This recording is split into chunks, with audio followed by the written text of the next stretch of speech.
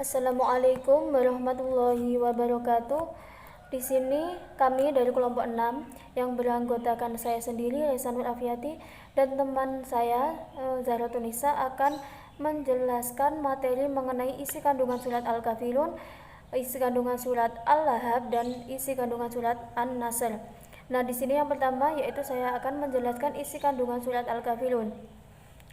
Surat Al-Kafirun tersebut terdiri dari 6 ayat yang merupakan urutan surat ke-109 yang di dalam Al-Quran. Nah, kata Al-Kafirun diambil dari ayat pertama yang berarti orang-orang kafir. Surat Al-Kafirun termasuk golongan surat Makkiyah karena diturunkan oleh Allah ketika Nabi Muhammad SAW tinggal di kota Makkah atau sebelum Nabi Muhammad SAW hijrah. Nah, surat Al-Kafirun merupakan dasar sikap toleransi dalam Islam. Pada ayat yang terakhir dijelaskan bahwa agama Islam menjunjung tinggi sikap toleransi dan kebebasan dalam memeluk suatu agama. Nah, di sini saya akan membacakan surat Al-Kafirun beserta artinya dan isi kandungan surat Al-Kafirun tersebut. Ayat yang pertama dan kedua yaitu berbunyi A'udzu billahi minasyaitonir rajim. Bismillahirrahmanirrahim. Qul ya ayyuhal kafirun la a'budu ma ta'budun, yang artinya katakanlah hai orang-orang kafir, aku tidak akan menyembah apa yang kamu sembah. Nah, isi kandungan surat Al-Kafirun ayat pertama dan kedua ini yaitu surat Al-Kafirun menunjukkan percakapan antara Nabi Muhammad SAW dengan orang-orang Quraisy setelah Allah Subhanahu wa taala menurunkan surat ini, yaitu menolak tegas ajaran kaum kafir untuk menyembah berhala walaupun sesaat dan dengan tujuan apapun. Nah, selanjutnya ayat ketiga yaitu wala antum abiduna ma a'bud, yang artinya dan kamu bukan penyembah Tuhan yang aku sembah. Nah, isi kandungan surat yang ketiga ini yaitu pada ayat ketiga ini Nabi Muhammad berkata bahwa Tuhanku dan Tuhanmu kaum Quraisy berbeda dan ibadah yang dilakukan kaum muslimin dan orang-orang selain mereka yaitu kaum Quraisy juga berbeda. Nah, selanjutnya yaitu ayat keempat wala ana abidum ma'abadtum, yang artinya dan aku tidak pernah menjadi penyembah apa yang kamu sembah. Nah, isi kandungan surat ayat yang keempat ini yaitu menegaskan tidak ada kompromi dalam perkara akidah. Selain itu tidak boleh pula ada kerjasama yang memadukan dua akidah yang berbeda, karena Tuhan bukan untuk dijadikan bahan kompromi atau taruhan. Selanjutnya ayat yang kelima yaitu wala antum abiduna ma a'bud, artinya dan kamu tidak pernah pula menjadi penyembah Tuhan yang aku sembah.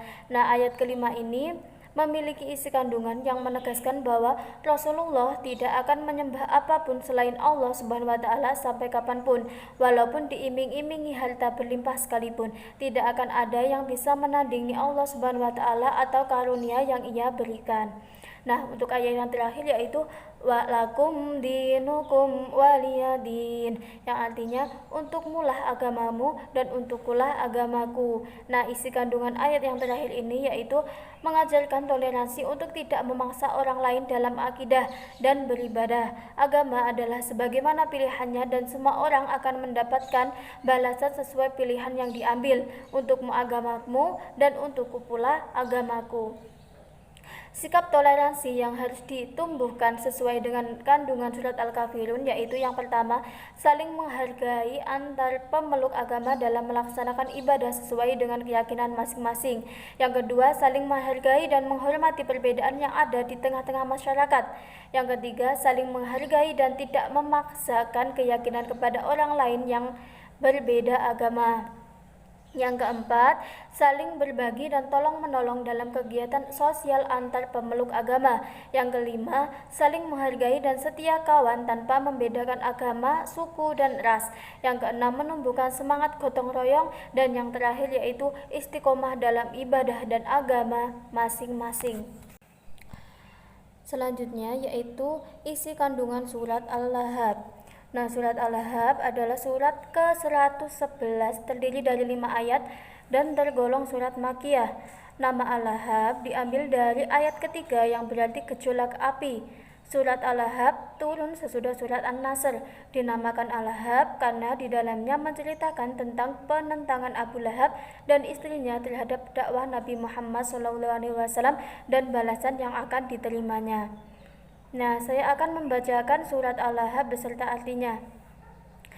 A'udzu billahi minasyaitonir rajim. Bismillahirrahmanirrahim. Tabbat yada abi lahabin wa tab. Ma aghna anhu maluhu wa ma kasab. Sayasla naran dzata lahab wa imra'atuhu hammalatal hatab fi jidha hablum mim masad, yang artinya binasalah kedua tangan Abu Lahab dan sesungguhnya dia akan binasa. Tidaklah berfaedah kepadanya harta bendanya dan apa yang ia usahakan. Kelak dia akan masuk ke dalam api yang bergejolak, dan begitu pula istrinya pembawa kayu bakar yang di lehernya ada tali dari sabut. Yang selanjutnya saya akan membahas tentang problematika dakwah yang tersirat dalam surat Al-Lahab, yaitu yang pertama, sikap penolakan masyarakat Quraisy terhadap agama yang dibawa Nabi Muhammad SAW. Yang kedua, penolakan dilakukan oleh kerabat Nabi sendiri, yaitu Abu Lahab. Islam yang sesuai dengan aturan-aturan Al-Quran dan As-Sunnah. Gambaran-gambaran tersebut akan dipaparkan melalui kandungan surah Al-Lahab dan surah An-Nasr, hingga Rasulullah SAW meraih kemenangan dalam mendakwahkan Islam. Dengan surat Al-Lahab ayat 1, yaitu surah ini mengabadikan kisah Al-Lahab dan istrinya yang sangat menentang dakwah Nabi Muhammad SAW.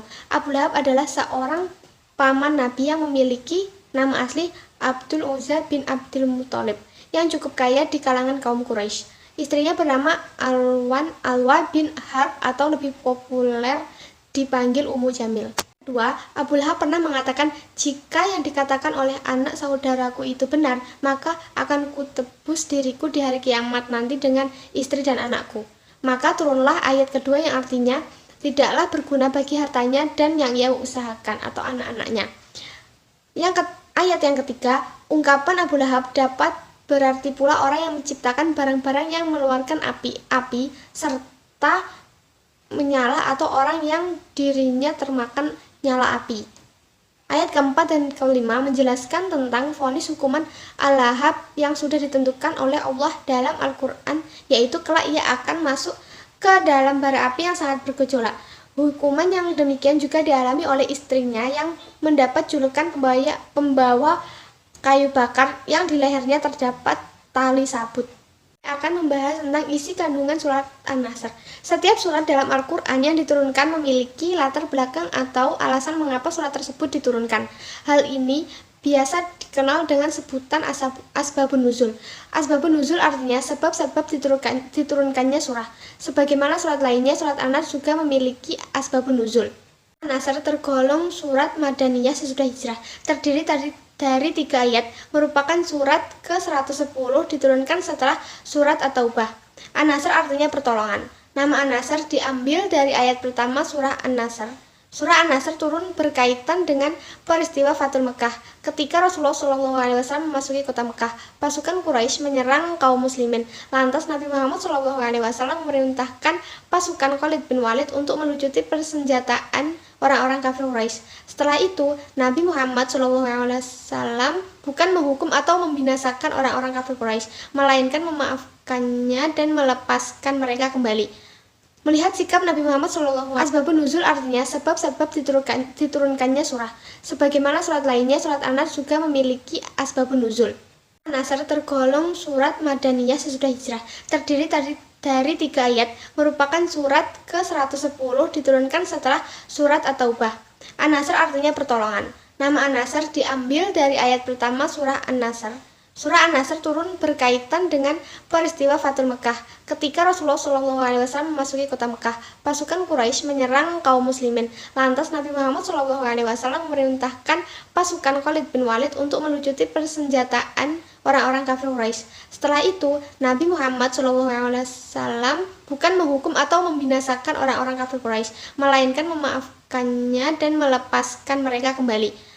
Melihat sikap Nabi Muhammad SAW yang demikian membuat hati orang-orang kafir Quraisy terbuka, hingga akhirnya mereka pun berbondong-bondong masuk Islam.